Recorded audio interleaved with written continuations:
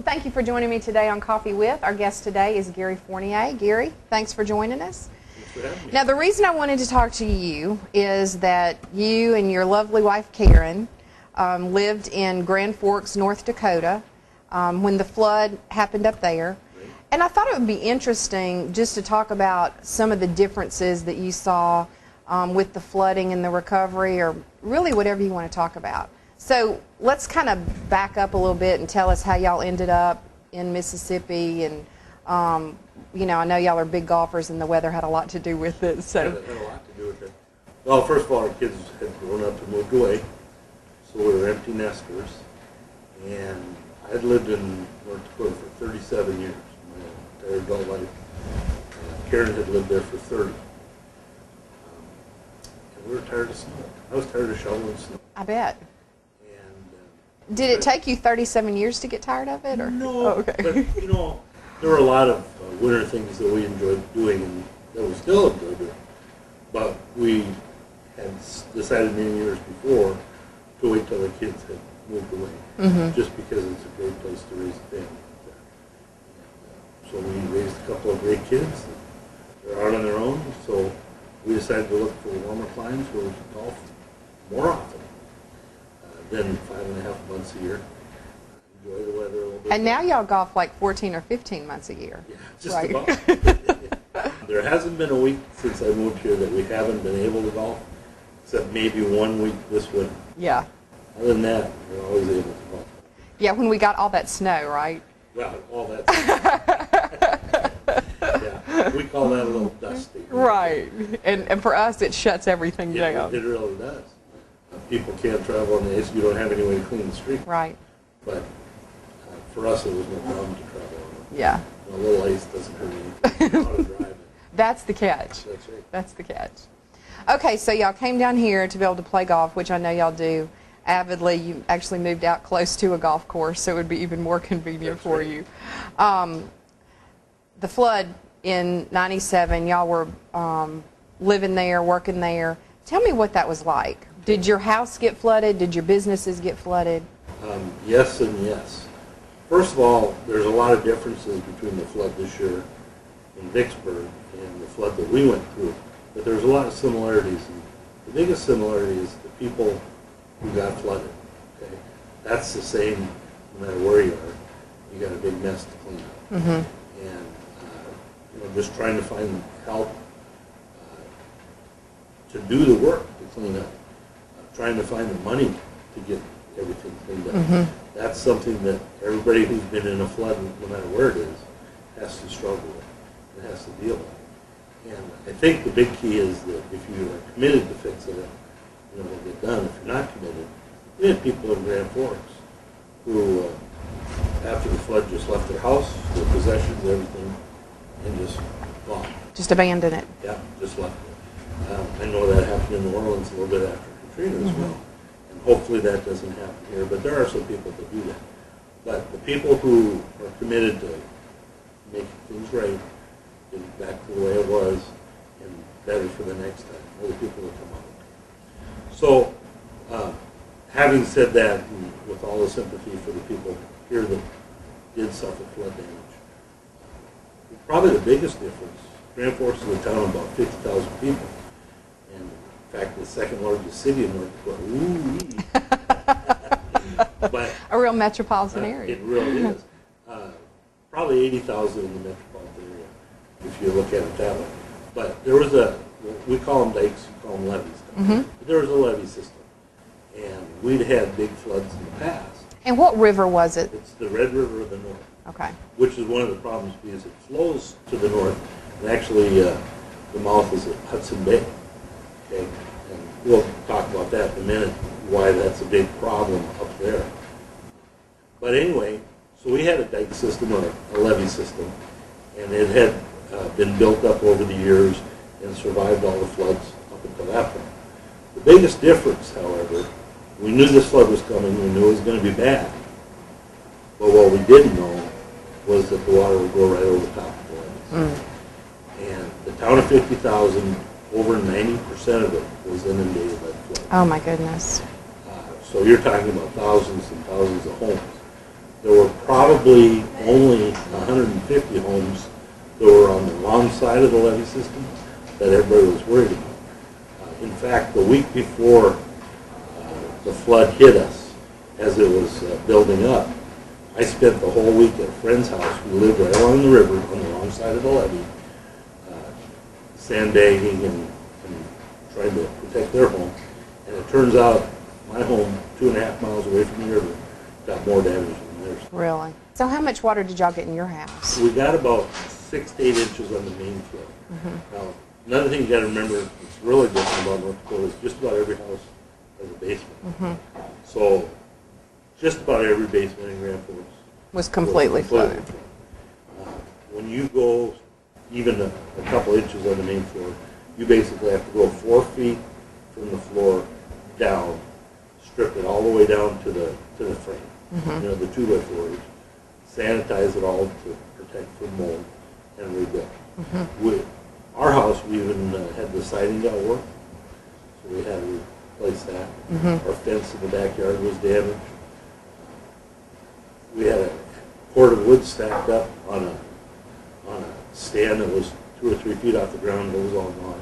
Wow. So we, like I said, we're about 2.5 miles away from the river, but we had as much damage as most people. There were a few places that got into the second floor. Oh my goodness. Over there, but for the most part, everybody was in the same situation where just a little bit of water on the main floor, and our water treatment plant was inundated, and so the whole water system for the community was destroyed, which made it really hard to come back. Sure. Because there was no place to live. You couldn't, like here, you could move up on the hill with a friend or stay in a hotel. So what's the next closest town where people could actually go find some place to live? A lot of people went to Fargo, everybody's heard of Fargo, but that's the largest city in North Dakota. That's about 80 miles away. However, part of the road between there, Grand Forks and Fargo, was also inundated, so it was about 130 miles. Wow. And right on the Red River, it's the border between Minnesota and North Dakota. If you lived in East Grand Forks, which is in Minnesota, and you worked in Grand Forks, and you had to get there, it was about a 180-mile-an-hour trip. Oh my Instead goodness. of just going to the bridge. In fact, all the bridges over the river were also completely flooded out. They were underwater. So, not the top part, but the roads. Yeah. So, in fact, President Clinton, who was president at the time, came to view the situation about a week or so later, and all his advance men had no place to stay. They had to drive in from like 80, 90 miles away. There were some other towns out there, little towns. So where did y'all go? Well, we were very lucky in that our next door neighbor owned a farmhouse about 15, 20 miles out of town. And he had a lot of extra bedrooms. So we ended up with about 4 or 5 other families in that farmhouse for about 2 months. Wow. So, and the businesses that I was running, which were casinos, totally different than the casinos here. Those Sure. casinos, I was running 3 of them at the time. And 2 of those were completely inundated. In fact, one, the water was over the top of our blackjack table. Oh my So- goodness. So those businesses were out for 4 to 6 months before they opened. We did have one that did not sustain any water damage, and that's actually what kept me in the job, because I was able to work there during the reconstruction. It took us about 2.5 months before we were able to move into our house again, and probably another 3 months before it was back to normal. Yeah. So, but that's the big difference was that everybody was in the same boat. There was nowhere really to go to get away from it. And the Red River, one of the reasons this flood was so bad, it was kind of like the perfect storm. Red River flows to the north. Well, in the spring, as we know, spring moves from the south to the north, so there's still ice in the river further north, and that blocks the water. Oh, okay. In addition, we'd had a very, very rainy fall. The ground was saturated when it all froze. And in North Dakota, when it freezes in November, it stays frozen. Then we had a lot of snowfall. So there was a lot of water around. And actually the spring started out not so bad. The melt was gradual, and this was what we all expected. About the 1st or 2nd of April, we got a big blizzard with an ice storm. And what it did was it stopped all that water right where it was, frozen again. And the ice storm took out a lot of power lines. There were people without electricity for days or weeks in very, very cold weather. Well, then it got very warm, 75, 80 degrees. And now all this water that had been frozen all thawed at the same time. Grand Forks, by the name, indicates that there's one river.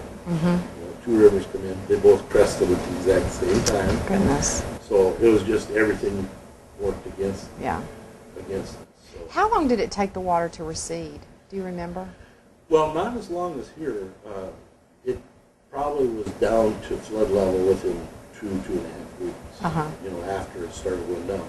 But the problems continued further north. In fact, the Red River is not nearly as big as the Mississippi. It's probably, in Grand Forks, probably 50 yards wide. But at the widest point, the height of the flood, south of Winnipeg, Winnipeg's a city in Manitoba in Canada that is further downstream, that river was 22 miles wide. Oh my goodness. Because the land is just as flat as it is. From 50 yards to 22 miles? That's unbelievable. It is. So, and Winnipeg which is a big city, it's 600,000, 700,000 people. They were saved only because back in the 50s, they built an escape route for the water around the city. Never had to use it before, and that was the only thing that saved them. So that could have been a disaster that would even make New Orleans look sure. in comparison. Absolutely. Well, Gary, anything else? That was all very interesting. Yeah. I appreciate that. It was very interesting to live through. Yeah, I bet it was. I wouldn't want to do it again. Now, y'all were working, I know, in a department store. Was any of the shopping area, was that outside the flooded area? Or? My wife Karen worked at Sears up there. And for some reason, Sears was just high enough. The water was in the parking lot all around it, but there was no damage inside. And one of the things when everybody loses everything in their house, they lose their appliances. So, and that's what my wife sold, was appliances. And I remember her telling me that was a good year for being on commission sales. She was on commission. But she was making lots of money, but she was ready to quit because it was, every person had to tell their story. And, it's very sad. Yeah.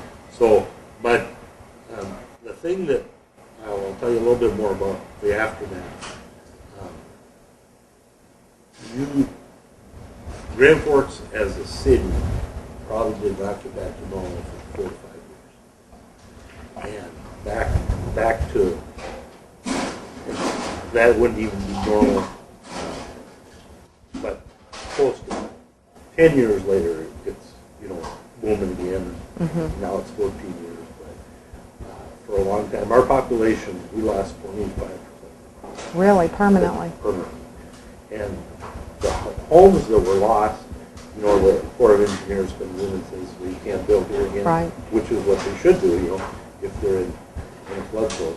The homes that we lost were all entry-level homes. Whether they're older homes. First-time home buyers. And those are the ones that didn't get repaired or had to be torn down. So Grand Forks, to this day, suffers from a housing shortage, even though the housing market in most of the country is terrible. You can't buy an entry level. Everything is either brand new or a little more expensive. More yeah. expensive, sure. That's interesting. It's interesting how that ends up affecting your economy because it doesn't attract those younger people that are starting their families, and there's no system really for people who are trying to buy a home for the first time. And it really does affect your economy when you're talking about thousands of people that. Thousands of people. And here's another thing. The downtown area was completely inundated. There were a lot of apartments down there where people who didn't buy homes lived. And those were all gone. And then 2 days after the water went over the levees, a fire started downtown. And the firefighters, they actually had to put fire trucks on big flatbeds to get them in. There's water everywhere, but the buildings were burned. This was on the national news too.